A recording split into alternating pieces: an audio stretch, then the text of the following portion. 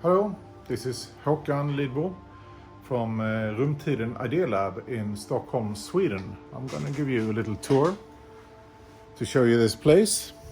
It's a collab space in Stockholm where we build things, new ideas that were not here on Earth before. That's the idea.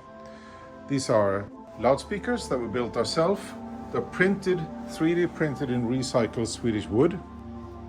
Everything in this place is modular and follow the same proportion. We have a grid, three-dimensional grid, 75 by 75 centimeters. And all the furniture are made of components that we cut up. It's some sort of Lego, so we can build anything within these shapes. And these are Lego pieces that we can pick from, different materials, but all following the same size so it fits the grid. So this is where we keep our projects. We have tons of ongoing projects. Some are too big to fit in boxes. This is a workshop where we have the tools that we need. Over here is the 3D and CNC and vinyl cutter department. And my colleague is printing something interesting right now.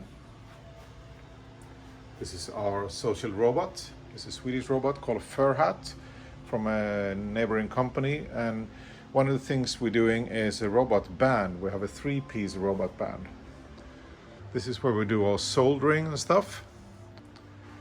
This is our projectors. We have worked a lot with the projection mapping and stuff. This is a very, very, very big chess. These are actually chess pieces, and their design explain how they may move. This is a very, very big chess game, almost 500 pieces, and it will take a very long time to play this game. And the reason for that is for us to get some sort of emotional understanding for complex problems. This is a redesign of chess that I made, where you can see that the pieces explain how they may move. So the pawn moves like that. And this is the bishop, moves like, diagonal like that. Rook can only move straight. And the knight moves like this. This is the queen. And this is the king. So explaining their properties with their design. Here is a 3-dimensional chess, which makes it even more complicated. And in this case, the pieces also explain with their design how they may move in 3 dimensions.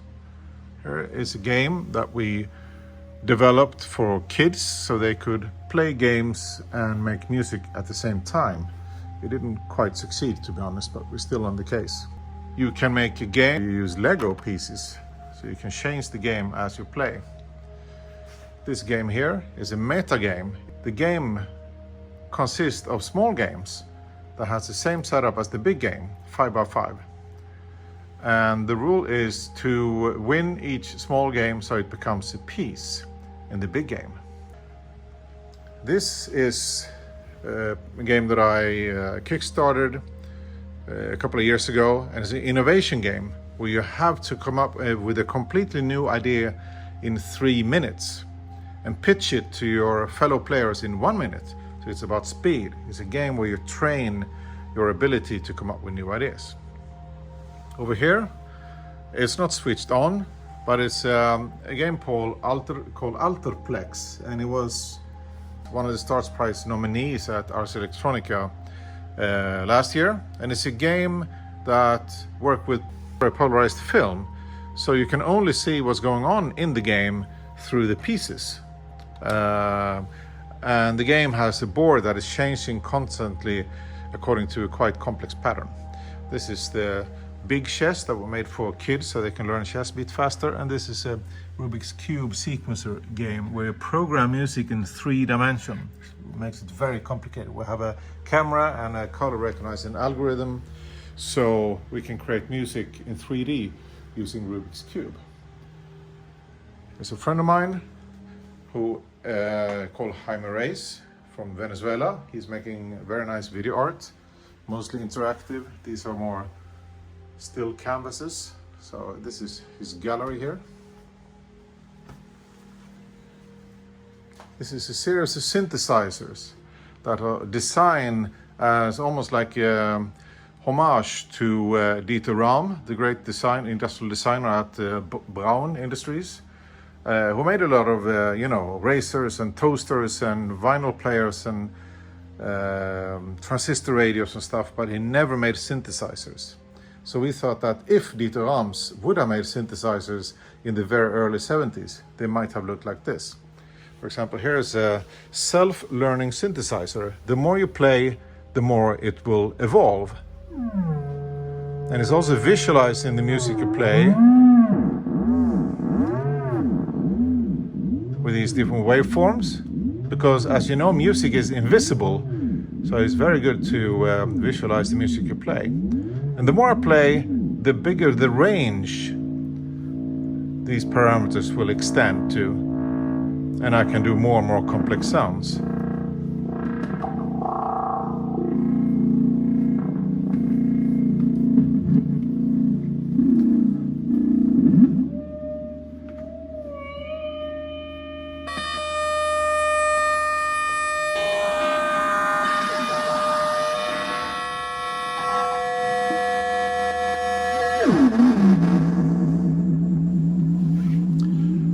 This synthesizer was originally made for a science center in Newcastle called Center for Life, as a tool for kids who feel that they may be not so creative. That is a tendency going on in society right now. Even young kids say that they're not creative. I mean, if you're 4 years old, of course you're not best at anything because you're 4, but that's the point, to create and to learn and get better. So we made a synthesizer that starts with a very simple sound that anyone can play with any previous knowledge, and that evolves over time. The more you play, the more complicated the synth gets. This is where we have life. We have a lot of plants and experiments with that. We have African giant snails. Here's a snail that is out right now, going for some lunch maybe, I don't know. This is a slime mold chess game over here, maybe you can see it. This is an experiment to see what if we have an office space that is made of Lego? Would that be different? So we build all we need right away. Instead of making sketches on a computer or in a sketchbook, you make it in Lego. This is a transparent screen with a mannequin's head inside with a brain reading thing. We work with transparent screens in multiple layers to see if we can achieve some interesting effects.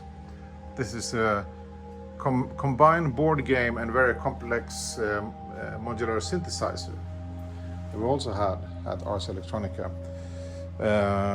This is a chair where you can get in and be very cozy, but you can also create your favorite soundscape. Here is a synthesizer in a bag, in a suitcase, just because it looks cool. And this is also a synth that anyone can play. So in this one, I take down these levels. So I have a sound here. It's actually what is called a wavetable player. So I have a long loop with different sounds. I can pick where in this loop I want to play stuff and how long the loop's going to be. Very short or quite long.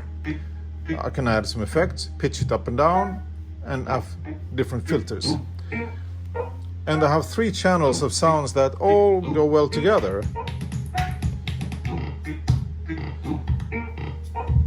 So I twist these, and suddenly it's starting to sound pretty good.